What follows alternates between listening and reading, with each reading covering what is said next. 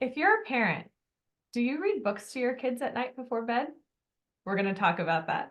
Welcome to another episode of The Good, Bad, and Ugly of Business. I'm your host, Katrin Becker, and in this podcast, we talk to all sorts of different kinds of successful people because we want to learn what they have learned that has made them so successful. Because behind every successful person, there are failures, and those are usually the things we don't talk about, but there's so much more learning that we can mine out of a failure than we can from a success. So we bring these successful people together to learn what they've learned, avoid their mistakes, or fail faster through them. The guest today has a very special place in my heart. She has been someone that has been unknowingly part of our family for the last 2 years and has really made a difference in my child's life. So I'm welcoming one half of the pseudonym Maddy Mara, who is the Dragon Girls author, Hilary Rogers. Welcome to the show. Hi, Katrin. How are you?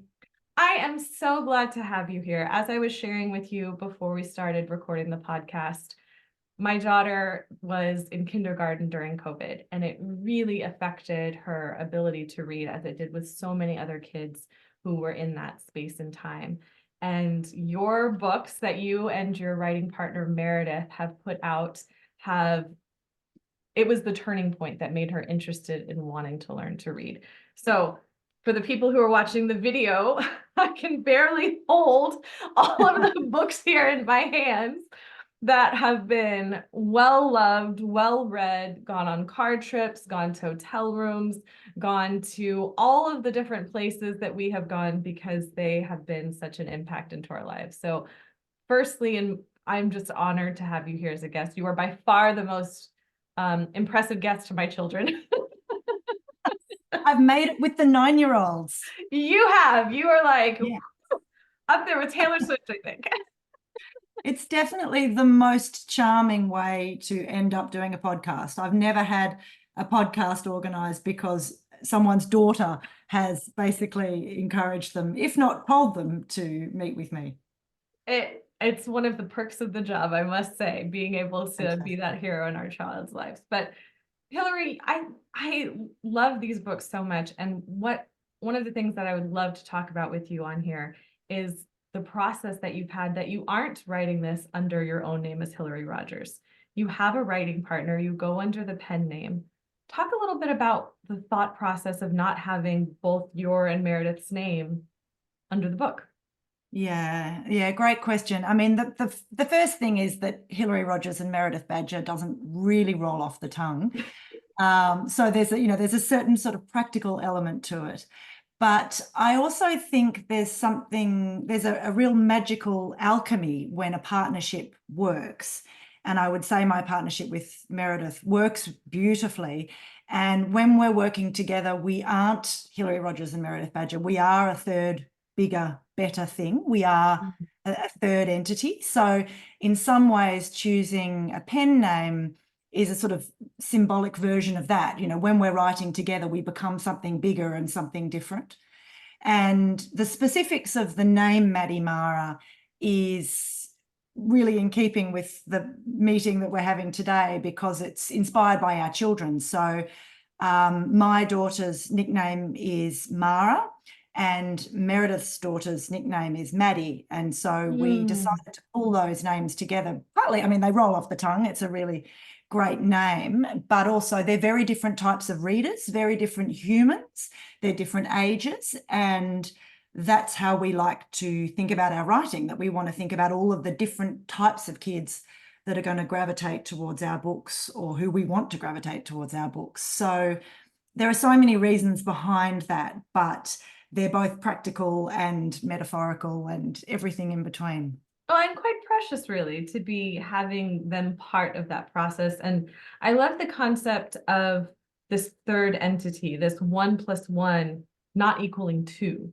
You know, this 1 + 1 equaling so much more than that. But that's not always typical in partnerships.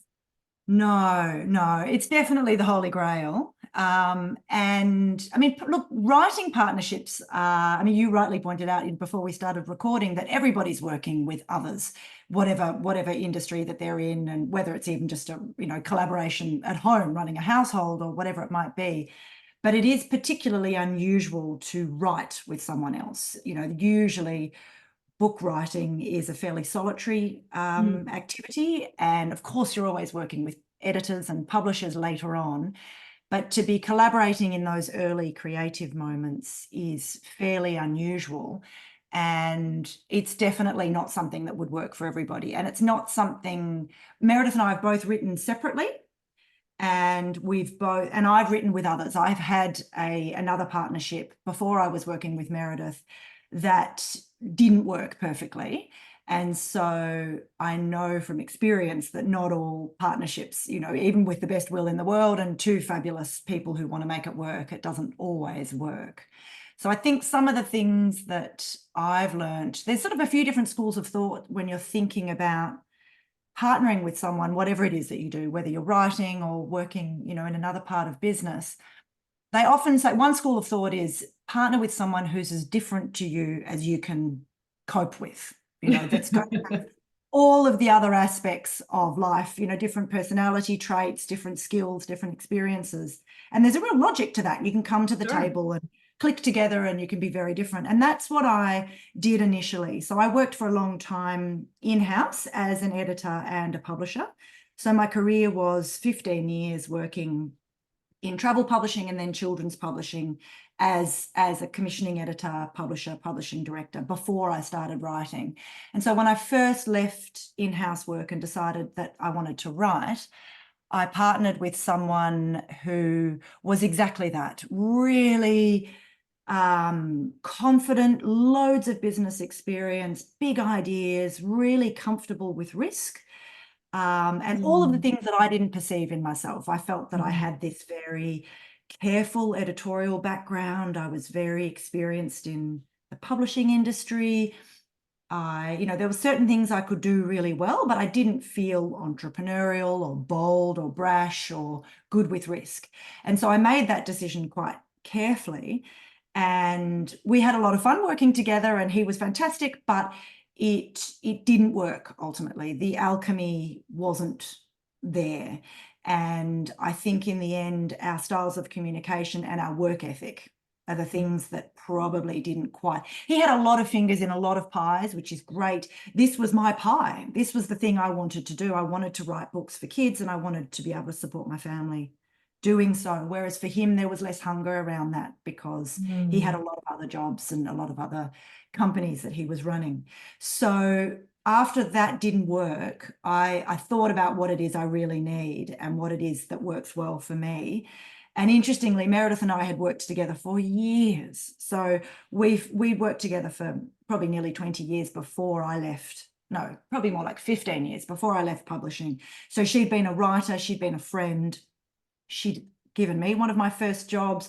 Our lives had sort of moved in and out, but so we were much more alike and much more connected, and we'd worked on books together. So in some ways, that's the opposite of that piece of advice of partner with someone who's as different as possible. In some ways, Meredith's a version of me, but of course, there are always distinctions. I had a much stronger publishing background. She had a much stronger writing background.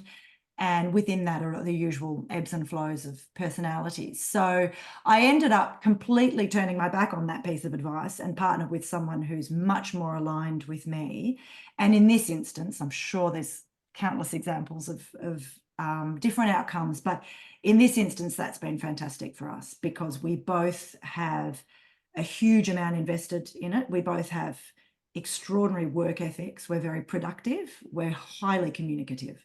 So it's a very normal day that we would be communicating across email, WhatsApp, the back end of Instagram, and at some point scheduling a phone call and perhaps catching up for coffee the next day. We're just across every platform and throwing ideas around and discussing what is and isn't working. And that really works for us.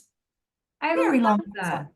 No, it's perfect though, because it definitely, because just like you were saying with the two schools of thought about similar or different, there's also the defining your lane, right? That's a school of thought as well when it comes to partnership, where it's very clearly defined, like this is what you do and this is what I do. Whereas you guys are doing more of the similar stuff, and the only sort of example I can think of how this has been in my life has been in school writing papers, right? Whereas group work, or in the corporate world writing proposals.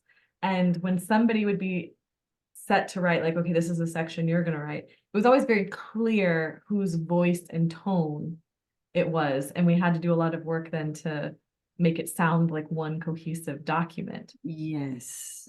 So I'm so just Yeah. curious as Yeah. what that process is like for you and Meredith.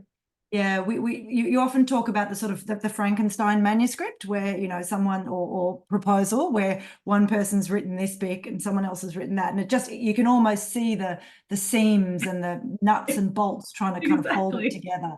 So that's definitely the peril. And look, there are so many different ways that writing teams work. And for Meredith and I, it does depend on the project. So if we're writing a picture book, for example, we would often, one of us will come up with the initial idea and then maybe write a verse, and then someone else might be, oh,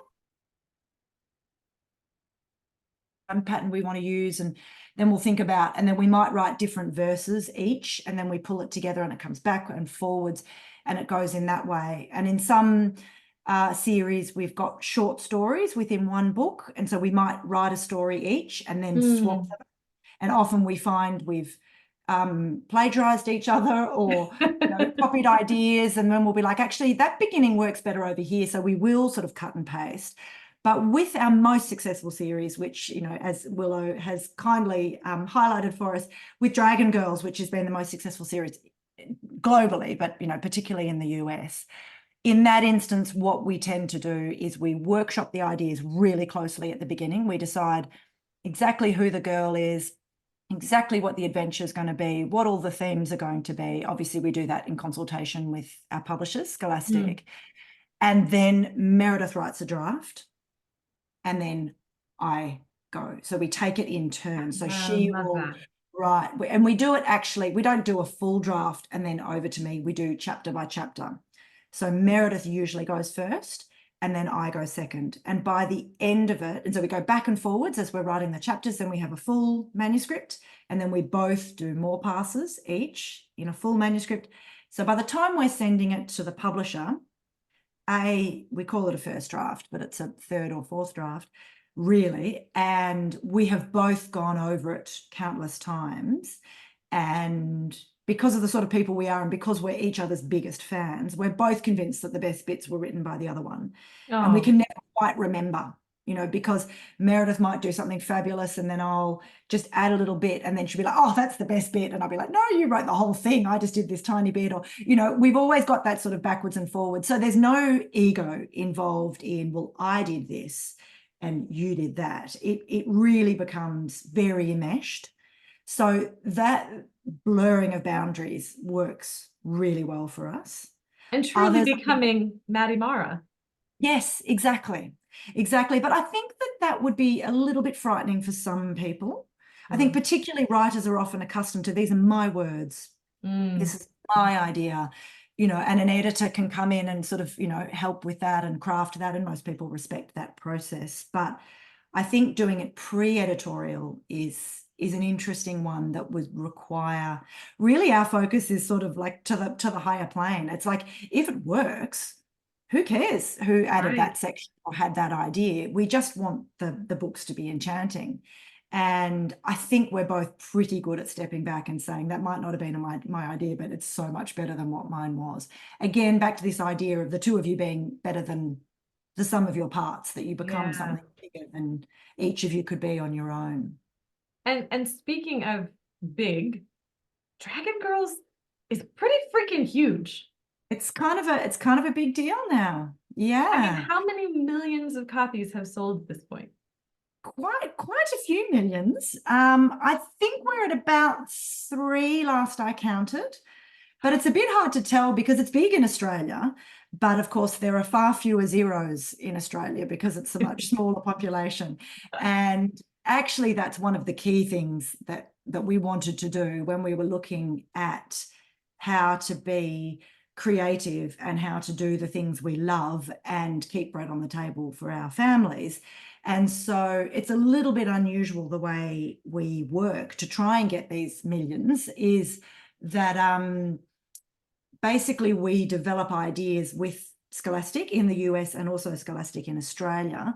It's another partnership that we work on. So often we'll say, are you interested in something like this? And they'll say, actually, that's a really important gap in our market, or would you think about doing something like this? Or we're looking for whatever the next replacement for the Babysitters Club is, or, they might have an idea, we might have an idea, and we come and we sit and we talk about what does and doesn't work, and we develop ideas all together.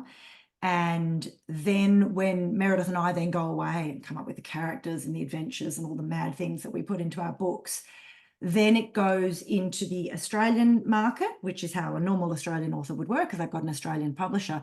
But normally, if the books then are Australian and they make their way to America, the Australian publisher would try and pitch them to an American publisher. They're already a done deal, and that Americans would say, I'm not sure about the cover, or yes, we love it, whatever it might be. But in this instance, we're working with two markets from the beginning.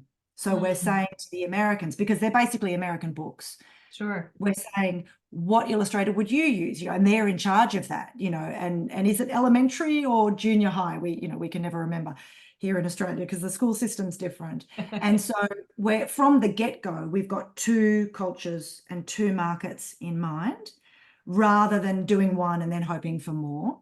And so that's what's allowed us to work in this really collaborative way with the US and not be Australians trying to make it in the US, but actually working directly with Americans. So it's an unusual process, and it means we can write full time. It's given us the freedom, because it's so successful, to do most writers can't support themselves with their writing. They either need a partner that can support themselves, they need another job, or they need to be independently wealthy. And unfortunately, none of those were options for us. Well, and it's something that's so common that people think like, oh, you write a book and you're going to be, a billionaire, right? Like you're going to make all of this money. And that's not the reality for most writers. But something that you said is something that's really clever that I really want to pinpoint. And this is something that I think it's an error that so many of us make in all different aspects and parts of life, in that we create the thing first and then go try to find the market for it, rather than being in conjunction and working with it and saying, okay, this is what is being asked. And it's kind of a catch-22 situation, because then you look at things like, Henry Ford's quoted as saying, if I asked them what they wanted, they would have said a faster horse. So it's kind of a crazy balance in that creative process. How do you and Meredith balance that? Yeah, you've hit the nail on the head, because people do. If you ask a child, for example, what series they want more of the series they already love. So they won't necessarily envisage that. So your job as a creative is to think, well, what is so magical about Bluey or Dragon Girls or whatever it is that, the bad guys, whatever it is that's enchanting your kid, and sort of looking at those components. So you definitely have to take your readers and the adults with them, because of course the adults are the gatekeepers. The kids don't have their own money. They need, access to be able to buy the books. You have to take them on a journey, but respect what they love and where they've been.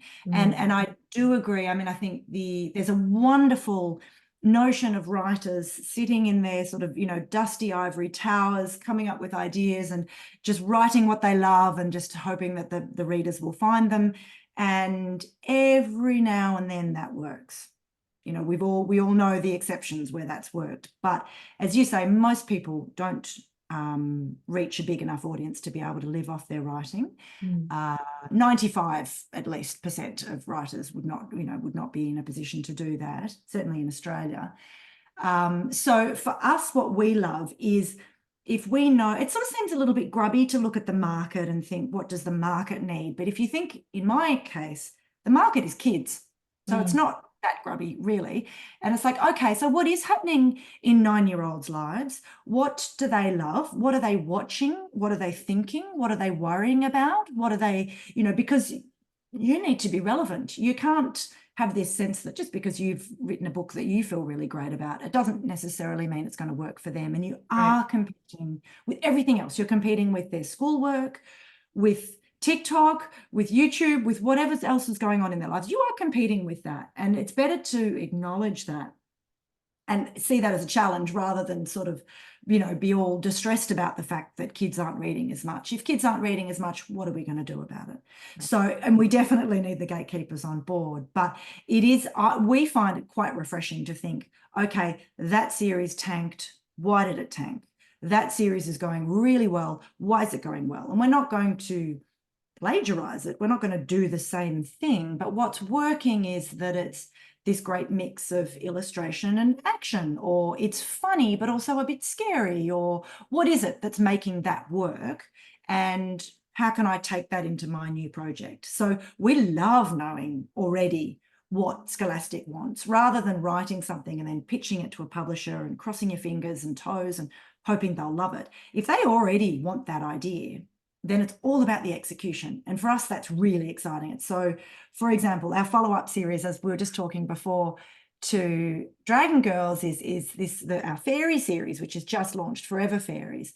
And Scholastic actually said to us, we want a fairy series. And my immediate reaction to that is, we're about dragons and fierce girls, and fairies are sort of dainty and pretty, and it's not as interesting, it's not as feminist, it's not as exciting. And then we thought, well, let's do all of that. Let's make it. Yeah, what if it was brave and exciting, and and let's have countless ways to be a fairy. You don't have to be dainty. You don't have to love frocks. You don't have to want to do good. You can be cheeky or curious or adventurous or fast or you're sporty. You can be all those things, and you can still have that magical world. So for us, that's a different flavor of challenge. So we know what it is that our publishers want, and we want to make it interesting and make sure that if a kid loves Dragon Girls, they might love Forever Fairies, because we're thinking about those sorts of back end things. It's still those same elements. I mean, I know for me, when Willow said she wanted Dragon Girls, the title alone, I think, is genius, because everything else that was dragon oriented was all for boys. I have an older son, Willow's brother's 2 years older, and he liked How to Train Your Dragons and Wings of Fire and all of these other more masculine driven storylines. And she loved dragons, but it never felt like anything was right for her. So this story just completely resonated and sung to her heart. I mean, it was literally like you could have created it, nothing else more perfect for her. The fact at school, and during recess, she has dragon school where she has recruited other kids to learn how to become a dragon. Oh my goodness. How much are we going to have to pay Willow to be our ambassador? Does she charge top dollar? She would do it out of the goodness of her heart because it would make her so very happy. See, that's so beautiful. So I love that you're still thinking of those same elements with the fairies, and that's still that same heart of Maddy Mara is there and lives. Yeah. It's really wonderful because it's going to attract a different group of girls. Yes. I mean, you're always just trying to trick kids into, to get off their screens and onto the page, because we know as adults, like, I mean, I can feel my attention span seeping out of my ears. I know what screens are doing to my brain. Yeah. And I know that if I spend half an hour doom scrolling versus half an hour on the couch curled up with a book, I do not feel the same after those 2 half hours. And some people that might be fine. Some people relax on screens and go for it. I mean, I love watching trashy Netflix as much as the next person, Sure. But in terms of the doom scrolling, and that is, increasingly what kids are doing with, multiple tabs open and all their different apps, it doesn't have the same impact on your brain. Right. And so I think our job as, writers and publishers and parents and teachers and whatever our role is with the kids in our lives is to help them, trick them into that. And we can't just say it's better for you. We've got to just be so clever. We've got to make it appealing. And I just think that's the job. It's not a sort of, well, books are better than screens. It's kind of, I'm gonna draw you in, and I'm gonna make sure that you're playing a game that's related to a book series at lunchtime as much as you are something that you've watched on Netflix. So And I love how you use the word it's such a- enchanting.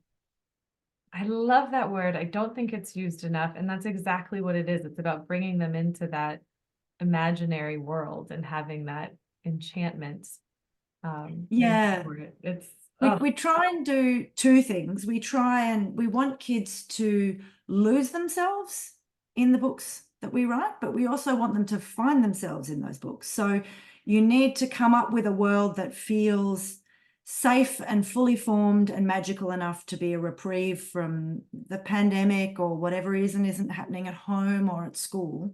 You want an escape room, but you also want kids to be like that. I worry about that too, or I'm quite good at that, or that's something I see in myself, whether it's a way of thinking, a way of feeling, a way of looking, whatever it is, you need kids to sort of feel, it needs to feel relevant in that way. So the enchantment of the world and the enchantment of seeing yourself in that world, they're the things, that's when writing works.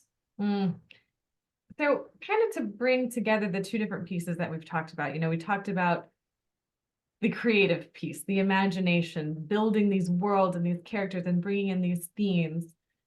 But then there's also the business side. And, you've been so fortunate to make it to be your full-time profession. Those are very different skill sets. They are. How do you balance them? And do you feel that you are learning or growing in one area more than the other? Yeah, interesting. I mean, the balance is a fallacy. There is no balance. There's true. moments of balance, but I think on the whole, you might find balance across a week, but you won't necessarily find balance in a day. A little bit 100%. like all aspects. But I sort of think of it. I mean, I'm very lucky that I had a publishing background, because when I worked as a publisher, so I was running I was a children's publisher in an Australian publishing house. So you have lots of authors, lots of books, you have series, you have picture books, young adult, and you've got to juggle that.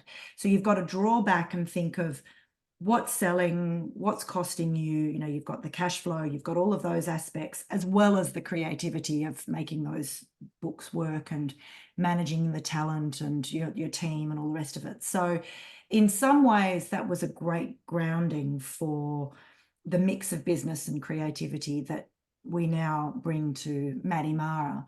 But I also see it as you can only wear one hat at a time, otherwise you look like a madwoman. So you need to be able to draw right back and say, okay, this is going really well, but what's in 2025, 2026? I possibly need a new series to launch then, which means if it's 12 to 18 months to get a series, then, so you have to be able to have this ability to sort of think about cash flow and publishing schedules, really drawing back, which is not what most authors do. Most authors are thinking about their word count and their characters and that sort of stuff. So the ability to draw back, which is much more my wheelhouse than Meredith's, just because of my experience.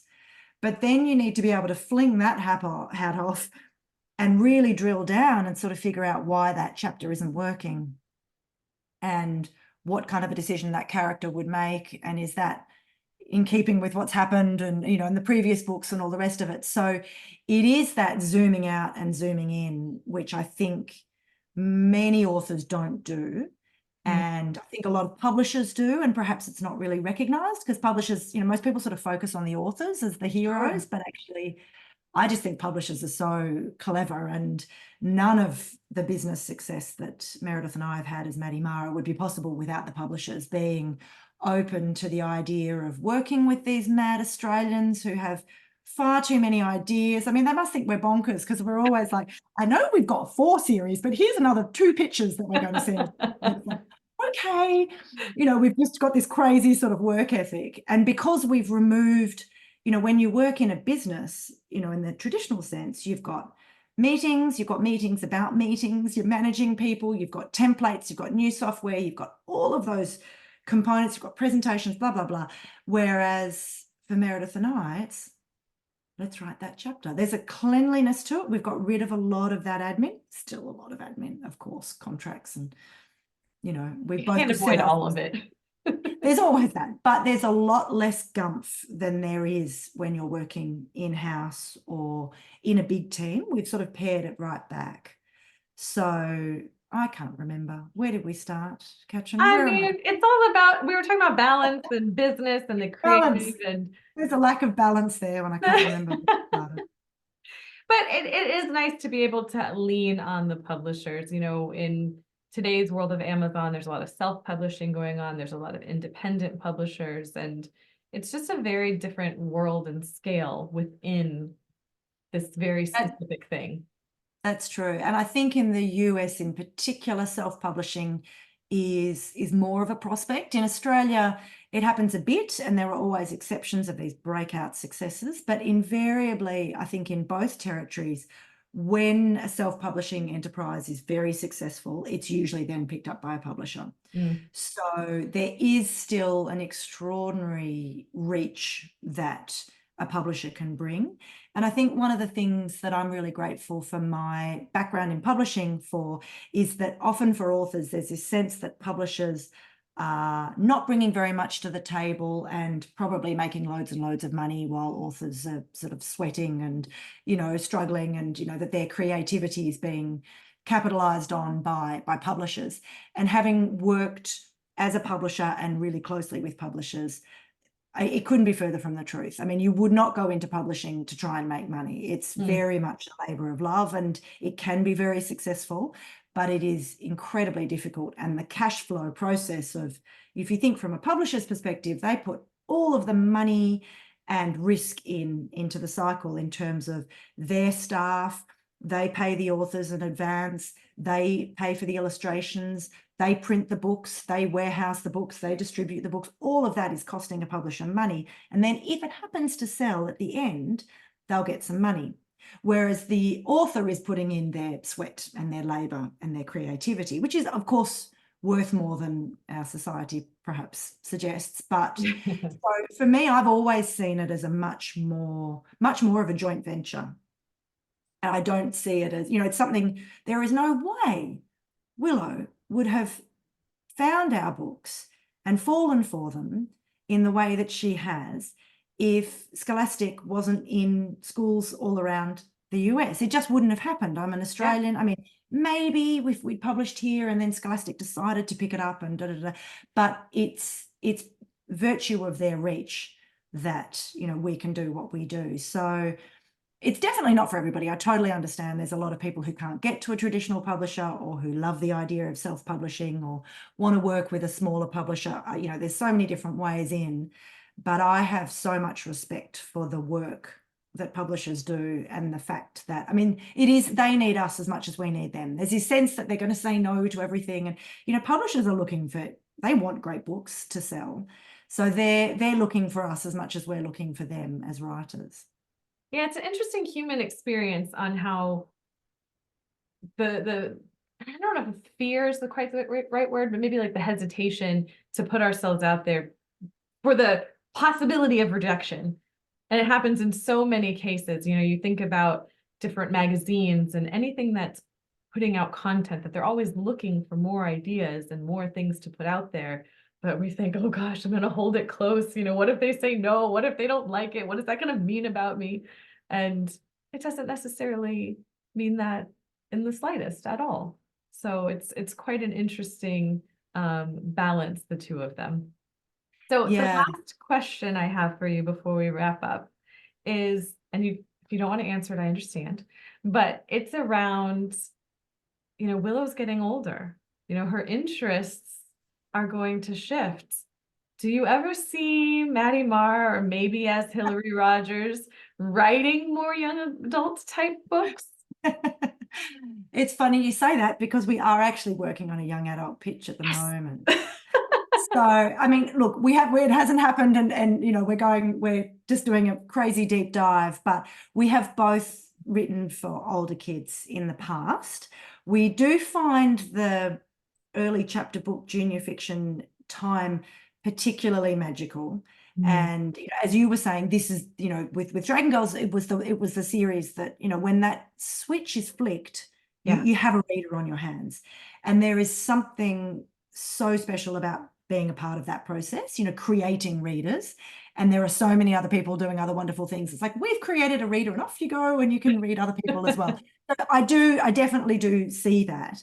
But there is something also very exciting about being able to do a deeper dive, to go further and, perhaps a little darker into characters' worlds in a way that you can when you've got a slightly older readership. We're very aware of the boundaries of who we're writing for and what is and isn't appropriate, just in terms of, obviously, general content, but even just in terms of scariness and those sorts of things. I mean, I was such a scaredy cat as a kid. I hated being scared.